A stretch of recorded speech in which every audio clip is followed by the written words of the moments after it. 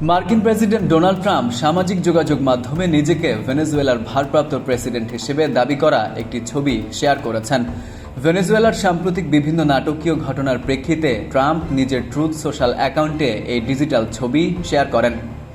সোমবার শেয়ার করা ছবিতে ভেনেজুয়েলার ভারপ্রাপ্ত প্রেসিডেন্ট হিসেবে ট্রাম্পের নাম দেখা গেছে, যা মূলত উইকিপিডিয়ার একটি এডিট বা সম্পাদিত অংশ বলে মনে করা হচ্ছে। সেখানে 2026 সালের জানুয়ারি থেকে তাকে ভেনেজুয়েলার ভারপ্রাপ্ত প্রেসিডেন্ট হিসেবে উল্লেখ করা হয়েছে। ছবিতে ট্রাম্পের রাজনৈতিক ইতিহাসের বিস্তারিত তথ্যও তুলে ধরা হয়েছে। সেখানে তাকে যুক্তরাষ্ট্রের 45তম ও 47তম প্রেসিডেন্ট হিসেবে দেখানো হয়। এতে আরও উল্লেখ করা হয় যে তিনি সর্বশেষ 20 জানুয়ারি 2025 তারিখে দায়িত্ব গ্রহণ করেছেন।